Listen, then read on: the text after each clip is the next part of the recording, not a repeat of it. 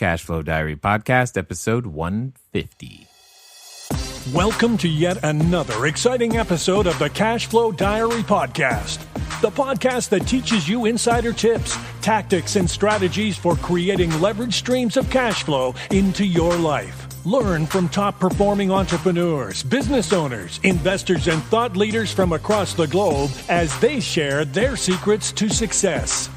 Like what you learn on this and other Cashflow Diary podcast episodes? Go to learninvestingnow.com and sign up to receive powerful tips and information that will help you succeed as an entrepreneur and investor. Now, here's your host, investor, entrepreneur, business owner, educator, speaker, author, and master facilitator of Robert Kiyosaki's Cashflow game, Jay Massey.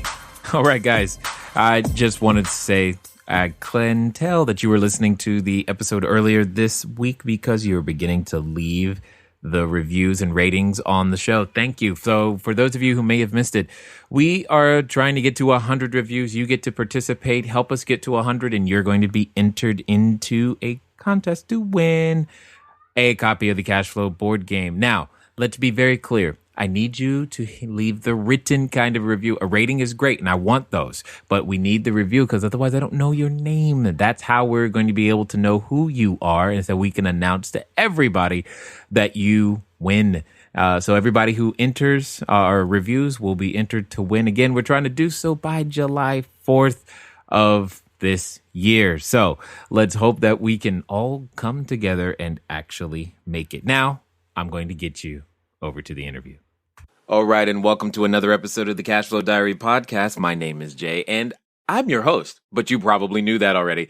Here's what we're going to be talking about today. Something that you may not have even considered. More importantly, it's possibly a state you've never even been in. Obviously, today we're going to be talking about real estate, but guess what? They have real estate in Alaska. Now, how many of you know exactly where that is on the map? Now, I'm just kind of messing with you, but at the same time, one of the great things about real estate is that no matter where you are, you need two things: the legal right to own property and people to deal with. And there are people who live all across many different states and many different places in the world. And today's guest happens to live and invest out there in the Alaska marketplace. How do you produce cash flow where it's cold? Well, here's the thing. Many of you probably know shows right now like Ice Road Truckers and all this other stuff. You know, maybe some of you have this desire to one day have an Alaskan ice lodge. I have no idea what type of real estate or the unique things we're going to discover today. But today's guest, Keith Weinhold, is an international real estate investor based in Anchorage, Alaska. He owns residential apartment buildings, income single-family houses, vacant investment land, which sounds interesting to me, oil and gas wells, as well as agricultural land. That means it produces something useful since 2002. And here's the thing.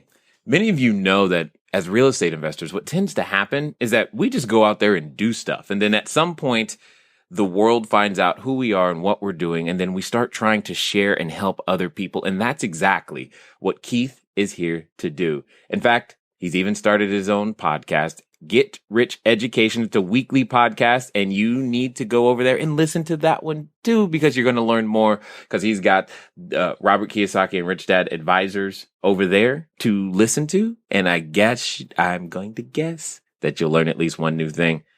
Anyway, let's see what's going on up there in Alaska. Keith, you there? Yeah, thanks, Jay. Great to be on the show. How are you?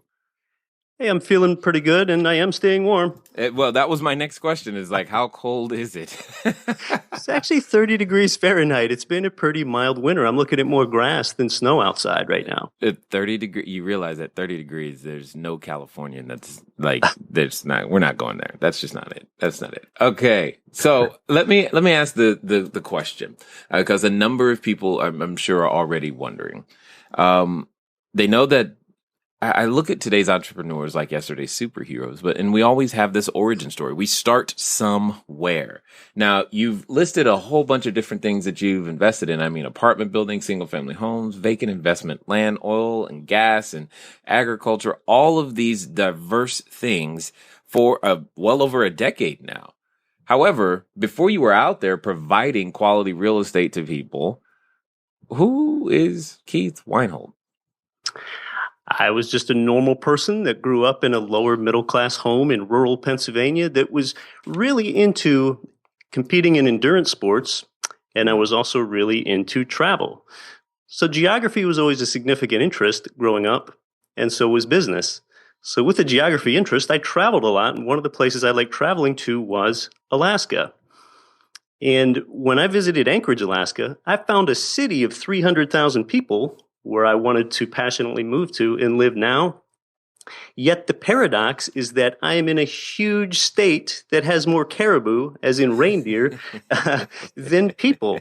So Anchorage really gave me all I wanted to do, my outlet for outdoor sports, yet I can be in a city with amenities of 300,000 people. So my journey has really been aspiring to live where I want to live within a certain geography. And then you can let the income fall into place. But you got to go for happiness first. Go for what you want. Secure the happiness and then secure the income rather than doing it in the opposite direction, which is what most people do. Yeah, yes. I think it's funny that there's more caribou than people. That's an interesting thought. I was like, wow, look, there's another one and another one. So what would you say, what was some of the initial occupations that you held before you became a real estate person, or was that the very first thing you ever did?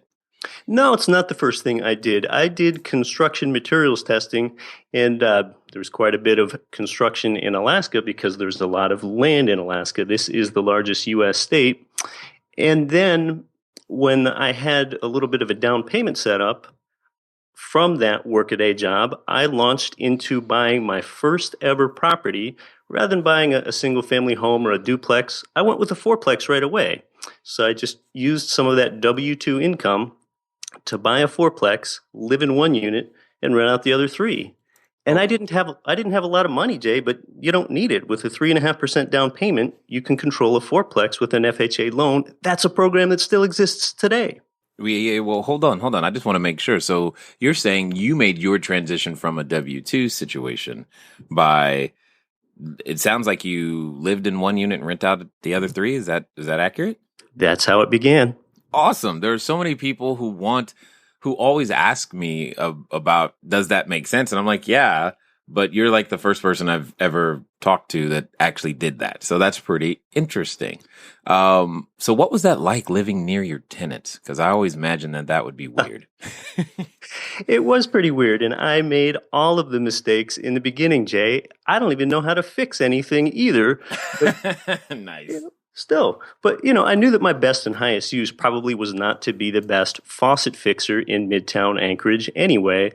But as you know, property management really ought to be called tenant management. And when you live in the same fourplex building as your tenants and you're young and you don't know how to fix anything either, you make a lot of mistakes. Some of the mistakes I made were, when I would get busy at work and I wanted to screen tenants, I wanted to do it quickly. I wanted to fill the units.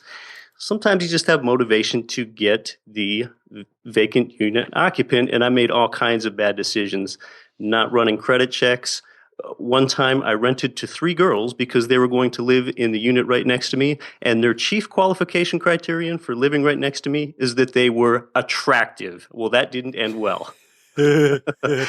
Yeah, I can see all the, I bet that, well, we all make mistakes, and speed sometimes is one of those mistakes that I know I've run into more than once. And at the end of the day, one of the great things about real estate is that it's very, very forgiving. But you bring up this concept of my highest and best use. I'd love for you to elaborate on that, because I'm guessing a number of people, occasionally, because, when you're starting out small, you go, well, I can do this myself. I can do this, and I can learn to go fix it. You chose not to go learn how to become a faucet fixer. I'd like to understand why and what you meant by your highest and best use. Yeah, that's a great question. I think some people are focused on doing things right. They're focused on doing things right in their everyday life, and they sort of put their head down. Most people go to work, and they go to work to earn money. That's the number one reason that they go to work and focus on that activity that is a W-2 job. So they're so focused on work and thinking about how they can do their work best, yet the only reason that they go to work is to earn money, yet they don't spend any time learning about money, even though money is the only reason that they go to work. So it doesn't make any sense to me. So shortly after buying a four-plex building, I was more interested in the angle of looking at the numbers and seeing how that worked for me. And, I really owned that four-plex building for a few years before I even understood what concepts like leverage and cash-on-cash return really mean. So that's really a better and higher use than figuring out how to replace a toilet flapper. So it's better. It's a better and higher use to learn about the financial concepts and how that's doing the right thing more so than doing things right. Nice. Now, you mentioned something that I find interesting. There's probably someone somewhere freaking out going, hold on, you didn't understand cash-on-cash return or leverage, but yet you bought the building. I love the ability to take action without having 100% of the information, but I guess at what point is there a basic level? What did you know? If you didn't know that, what did you know that said, hey, I should go do this? That's a good point, because when I was raised, I never heard from my parents any of this scarcity mentality stuff about living below your means. That's just something that they never said, luckily. But I was not raised in a place or in a home that flourished real estate investing or entrepreneurship or business. My parents didn't know anything about that. So after moving to Anchorage, I met two friends that were about my age. Again, your net work ends up determining your net worth.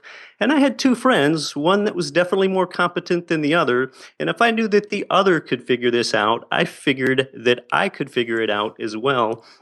So I kind of began with the end in mind. I think most people know that real estate's created more millionaires and billionaires than anything else, but they just don't know how. So beginning with the end in mind, knowing that I was using the right vehicle, I just decided I'd work my way back and figure it out. So yeah, it did take some optimism and a leap of faith. But I think any business-minded person that's entrepreneurial kind of has this intrinsic optimism within them anyway. Well, yes. If it hasn't been beaten out of us, and by the time we start developing the courage to go out there and do something with it. So walk us through, now that you've got the fourplex, how long was it before you decided to buy the second one? Well, 3 years after buying the first fourplex, I decided to enhance my lifestyle and move out to a single-family home. So first of all, that act right there opened up a fourth rental unit because I had vacated it. So once I moved out, I had 4 rent incomes rather than 3. Additionally, I found another use of a key concept, other people's money. Now I could use 4 rent incomes to qualify for the single-family home. And after owning that single-family home for a couple years, we were back here in 2005 where appreciation was rapid. So using other people's money in another way, I took some of the accumulated equity from that first fourplex building and just did an equity transfer and bought the second fourplex building. So basically, I only put 3.5% down on that first fourplex building. With the cash-out refinance from the accumulated equity, I basically put none of my own money on that second fourplex building. I just transferred some of the equity from the first one into the second one. I mean, talk about using other people's money. There you go. Well, that's true. That's true. The thing that I want to stress, though, is the time frame in which that was. Many times individuals can want to create, real estate portfolios significantly fast. And I'm not saying they always have to be quote unquote slow or fast or one way or the other, but I think you had I think you went in with a plan, and and even though the plan may not be 100% clear when you start, it began to develop, and you were willing to let it develop, because it wasn't like you bought one building and then 3 months later you bought the next one. You learned what you needed to learn, and you expanded, it sounds as very intelligently throughout the years to be able to get to where you are today. So it wasn't, and I guess that's a long way of saying it wasn't get rich quick or overnight. Yeah, you're right. I probably would have a better story had I acted faster and I was able to tell you something like I took down four-plex buildings in 1 year, but that wasn't true. I was pretty young after I bought that first four-plex. Yeah, I figured it was doing some good things for me. I knew I was basically living rent-free, but, I was off into other things in life. But real estate is such a rapid wealth builder. After a couple years, you look around, you look at the numbers adding up, you look at the financial situation that it's put you in, and you're like, wow, this has done something to me and elevated my wealth and opened up how I'm able to use my time better than any other vehicle ever. So, wait a second, what was it that's contributing to this? So, I was starting to dissect what this fourplex building has done for me and talk about doing the right thing rather than doing things right and talking about better and higher uses. I started to realize how other people's money was leveraging a greater asset value for me with just a 3.5% down payment. Because here's the thing, I was starting to put together that most people in their life are making a misallocation of resources. They think that the best and highest use of their investment dollars is getting their money to work for them. If they can get some of their money working for them, maybe in a 401k, which doesn't produce any income like real estate does, then what could be better than that? I'll just put my head down and keep working as long as I know I have some of my money working for me. No, you don't want to concern yourself with getting your money to work for you as well as you can. You want to concern yourself with getting other people's money to work for you. No one gets wealthy by using their own money. Most people don't get that. People don't get wealthy by using their own money. You get wealthy using other people's money. Now, that's a foreign concept to some people, Jay. Some people are like, using other people's money. Is that legal? And if it were legal, would it even be ethical? Yeah, it is ethical. It doesn't mean that you are exploiting people. You're creating great value for them. I provide them with housing that's safe, functional, affordable, and clean. As long as I'm doing those things, I can feel like I'm creating value for society, and then I feel entitled to the rewards that I'm being given because I've created value first. Yes, indeed. And you always give more in use value than you take in cash value. At the end of the day, or what I find very interesting is lessons like these. I'm just going to ask. You learned them in college and high school, right? Yeah, I learned them in college and high school, and I only have a geography degree from college. It was not some advanced degree. It's not like I learned how to do a whole lot of complex math to try to figure out what real estate is doing for me. Right. The nice thing about real estate, besides just being the last frontier where you don't need a formal education to excel, you don't even need to know how to do math well with all these calculations. I've never used calculus or trigonometry with real estate calculations. It's just addition, subtraction, multiplication, and division. Yeah, that's all you got to know. Well, now you're getting personal. See, some of us actually do know how to use calculus and trigonometry, but that's okay. I realize I don't need it. It's all good. But you're right. At the end of the day, you take the four basic operations and add maybe financial calculator to it, and you're pretty much done. So talk to us, if you will, about this transition into, because I'm at least curious about, you call it vacant investment land. I would love to know what do you, I've never heard anyone call anything vacant investment land. Almost sounds like an oxymoron.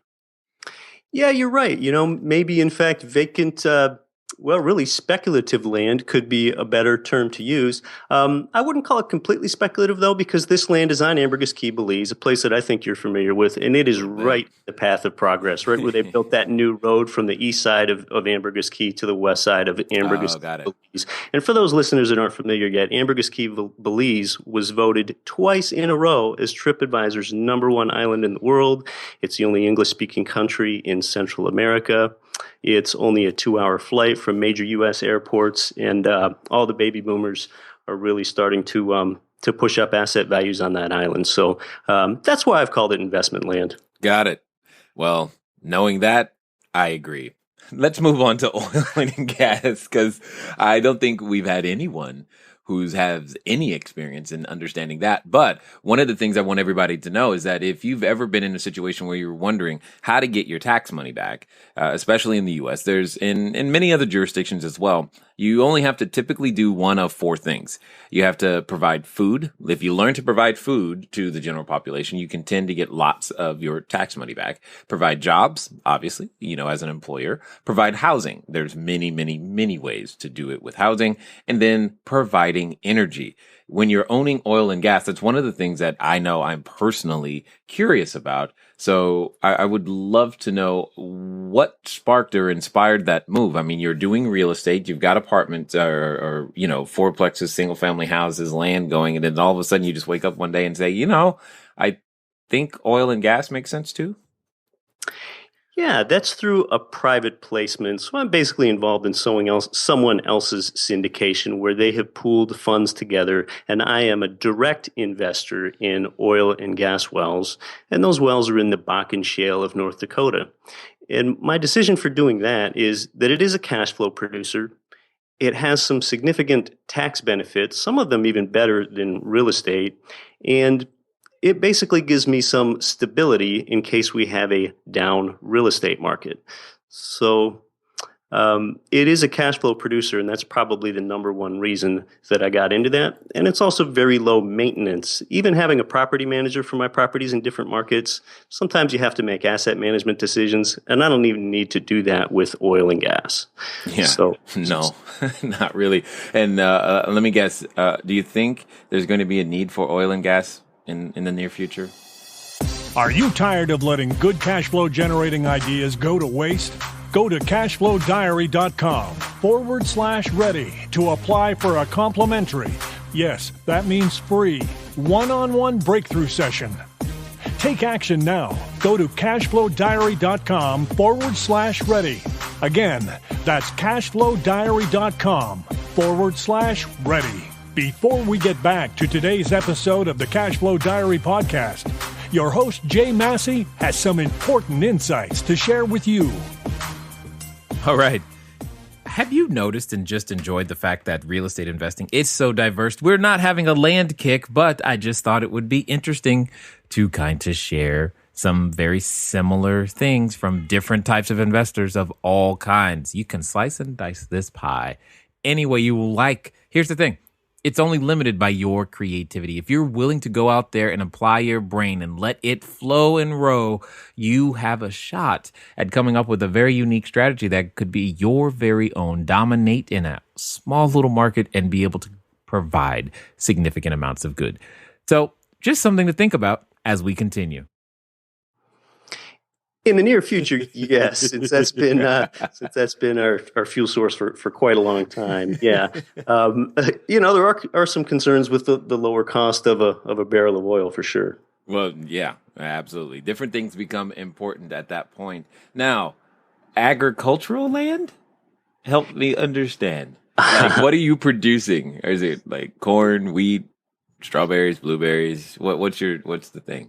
That is coffee, and it's coffee. Yeah, it looks a little bit like oil, and I don't know that it's a food or a need, but boy, to most Americans, it sure sounds like a need. So I like the sustainability and the durability of the income from coffee plants, and I'm soon going to have the owner and the principal of the investment that puts together this coffee farm investment for people, but that produces cash flow. It's in Central America, and it's nice to be involved in something that both produces cash flow and coffee trees are not tenants. The trees show up every day.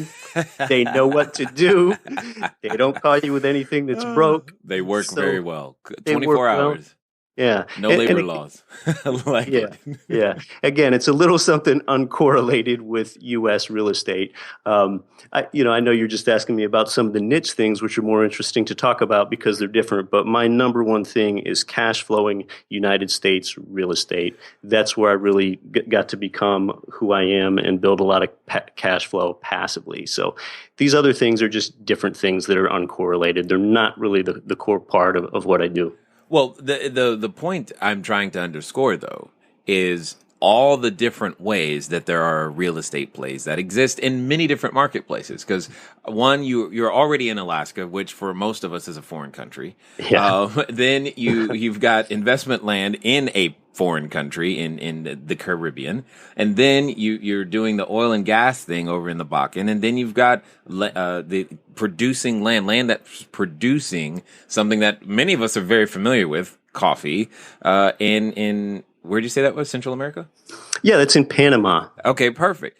But the point is that one person, you can have such an impact across many different continents and countries, and all you're doing in this particular case is still real estate related plays. And that's the thing that I like about it. I like the diversification of real estate, how it can always be used. It doesn't really matter. You only need, as I said, the legal right to own property and people to deal with. Now, I'm sure somebody, though, is asking this question because I know I ask this question, when I'm looking at certain marketplaces, and you're alluding to it. I'm assuming the majority of your stuff is in the U.S. Is it mostly in Alaska? Yeah, it's Alaska and the 48 states, but yeah, most of my units are in Alaska. Which leads us to the question, because this is the general question I get all the time about my marketplaces. Why Alaska? Well, I don't think you have to live in the market that. Let me say that again. I don't think that you have to invest in the market that you live in, but oftentimes it helps, and it just helps so much for an investor, beginning, intermediate, or advanced, to sit down with your local lender and find out what financing programs there are. I know in Alaska there are financing programs specific to in-state residents, and a lot of times that gives quite a bit more benefits. For example, you can do an owner-occupied duplex with a great interest rate and little or no PMI for 5% down here, or you can get multifamily loans, and Class C multifamily is probably what I specialize in here because that gives the highest cap rate yield. And I was able to do multifamily loans with just 20% down rather than 25 and get a really great interest rate by keeping some of those dollars in state. Got it. Now, before you went really fast there, and I want to make sure that everybody stays up with us because I can see right now you and I are about to have a very deep conversation. Explain, if you will, because you mentioned PMI, and then you also mentioned really, really fast what Class C is, because many of us, when I often talk about Walmart, Target, and Nordstrom, which I think will relate to what you're talking about. But those two concepts, let's camp there for a second to make sure that everybody comes along. Because once we pick up this conversation, it's going to go quickly, guys. So I want you guys to be prepared and ready. Okay, you want to learn more about Class C multifamily buildings? Class C, and I just want to, yes, your understanding of PMI so that everybody else knows, as well as then the Class C, so that as you and I pick up this conversation, because it's going to go fast and a lot of terms are going to come at them really, really quickly.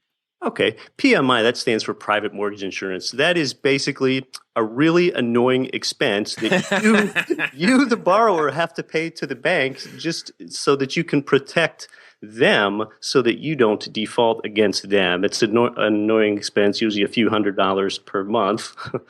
And that's something you often need to have in place if you have less than 20% equity on a property. As a general rule, after you have 20% equity in a property, you can generally retire that annoying expense. Yes, annoying keywords.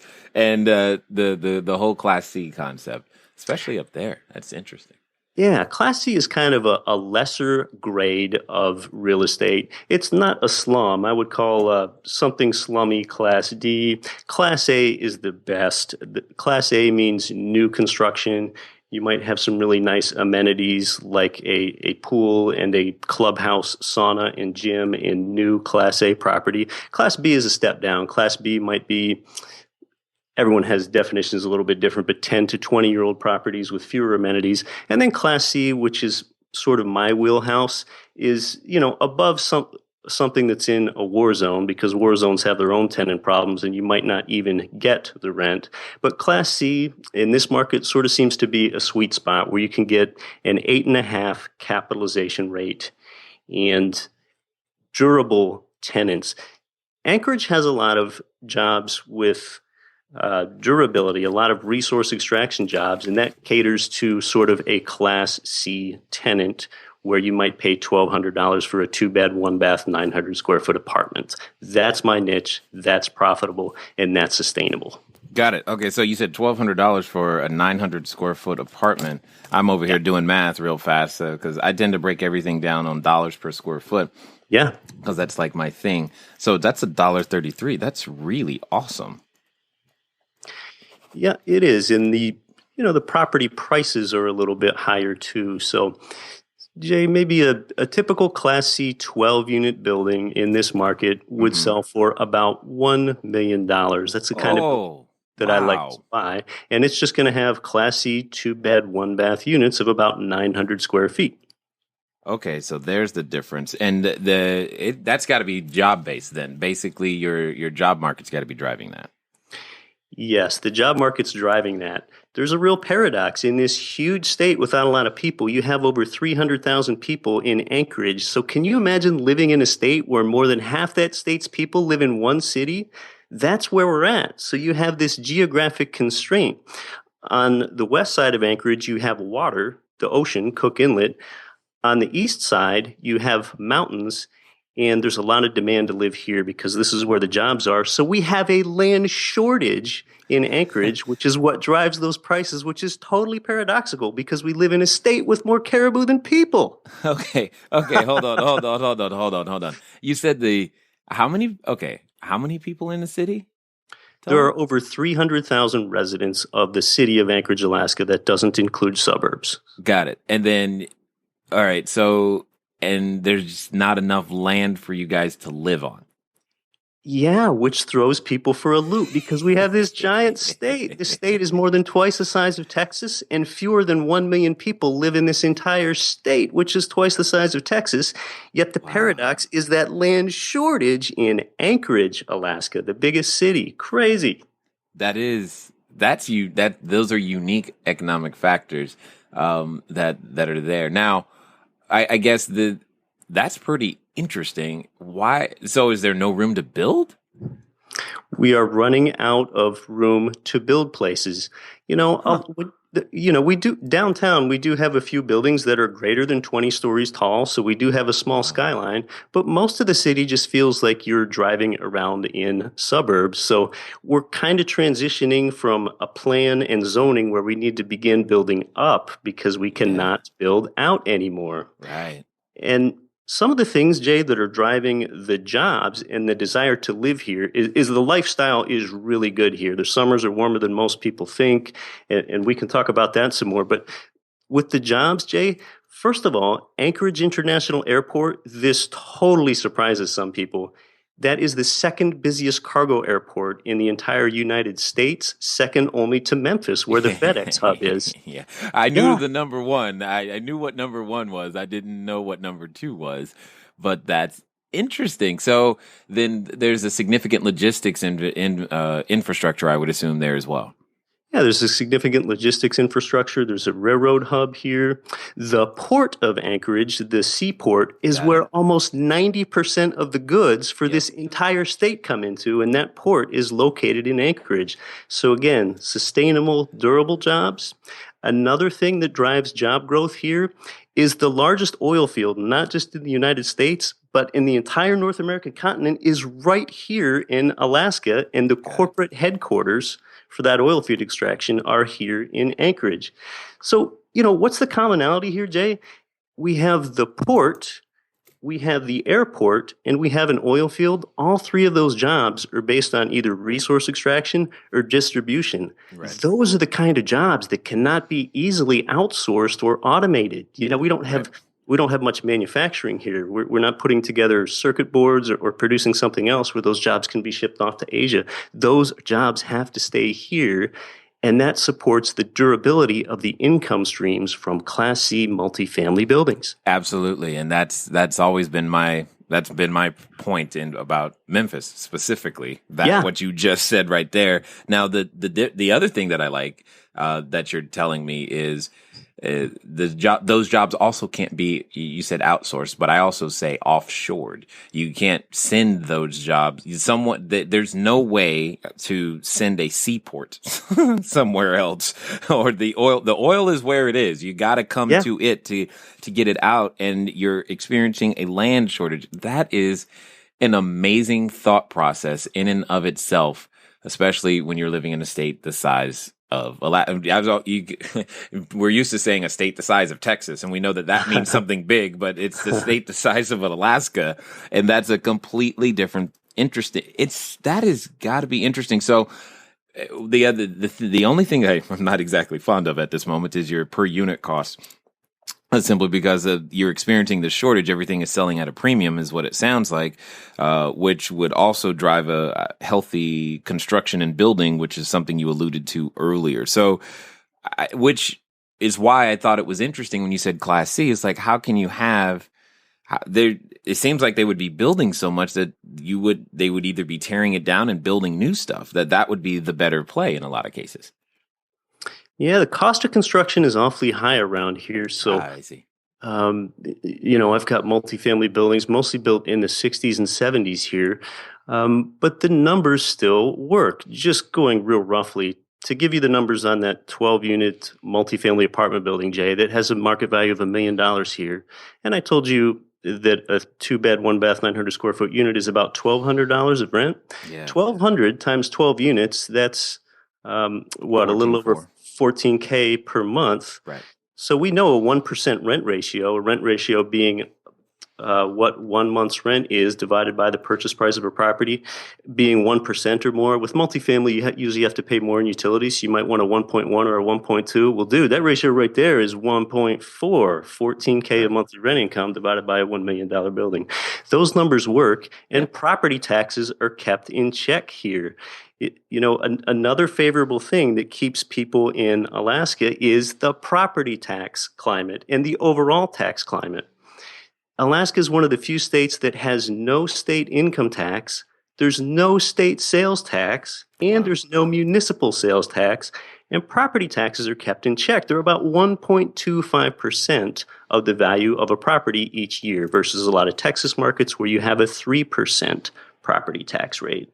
So Anchorage has been named the most tax-advantaged city in the United States, a lot of places. You keep talking, Keith. I might actually be on a plane up there soon. I mean, you're describing all of the same market characteristics of the marketplaces that I prefer, with one huge, major exception: the weather. And it's the weather, man. It's like, oh my gosh. I've been to Alaska.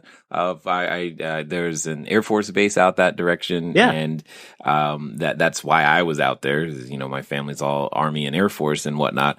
But it's cold, man. It's cold and dark. That's what I remember.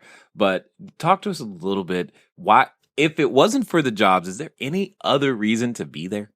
Well, I'm here for the lifestyle. I moved here because I wanted to live here before I knew anything about real estate investing. So all those demographic things that I just told you about are things I learned a few years after I owned a building. So I'm guessing you were probably at Elmendorf Air Force Base out here in Anchorage. That sounds familiar. It was when I was little, elementary age. I just remember it being dark, and that's where I saw my first totem pole. It's where I lost my 2 front teeth because I I tried to catch a Frisbee with my mouth. It was awesome. But and then I remember going on one of those cruises where you can see the glaciers. So, those are the things that I remember from Alaska. Yeah, you can do that here. Well, with the weather, in the summertime, the summers are really nice. The high temperatures are typically in the 60s and 70s. Anchorage is a green place. There's a lot of flowers. My wife plants a lot of flowers. And see, part of living in Anchorage is we have moose that just roam through the city of 300,000, huge wild moose, and they will go trample my wife's flower beds and eat the flowers. Nice. But we do have, nice landscaped yards here. But yeah, the winters to some people, they really are long, dark, and cold. Me, I embrace winter sports. And additionally, my wife and I probably stack up more vacations in the wintertime than we do the summer. I only live 8 minutes from Anchorage International Airport. I mean, so sometimes my listeners wonder how I can go to these other real estate markets and report back about them and be this international investor living in a relatively geographically isolated place that they think of as a cold place. But living 8 minutes from the airport, I can be in the contiguous U.S. states in 3 hours. I can be in Chicago or Honolulu in 6 hours. New York and Philly, that is kind of a longer trip. That's more than 9 hours, but I live very close to a major airport. So, I really feel like I have the best of it all. I can do my outdoor sports. I'm not too isolated, and I have all the amenities, entertainment, and restaurants of a city of 300,000. So I really feel lucky. I chose to live here. I moved here because I wanted to live here.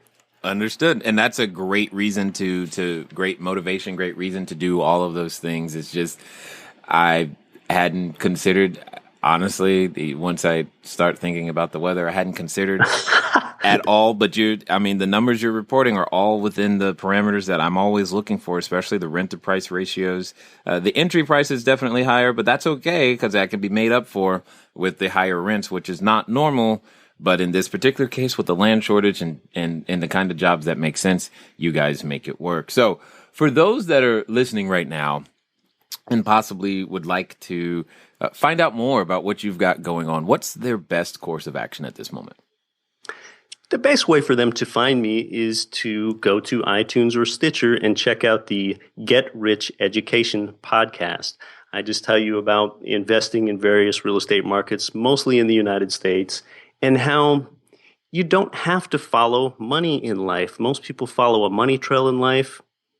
If their job moves to a different market or a different city, they will go move and follow money. You don't have to. You can live where you want to live and make money follow you. I'll show you how to make money follow you. I am proof that you can live where you want to live and do this. I live in Anchorage, Alaska. So you can find out more at the Get Rich Education podcast. Thanks for that. Excellent, excellent. And to that person or persons who maybe they're considering getting started. Maybe they're thinking, maybe they had the exact same idea. Like, I wonder if buying a four-plex would work and if I could live in one. But they haven't quite done it yet. Maybe they're still in the job. They could be listening right now on the way to work going, okay, I got to do something about this.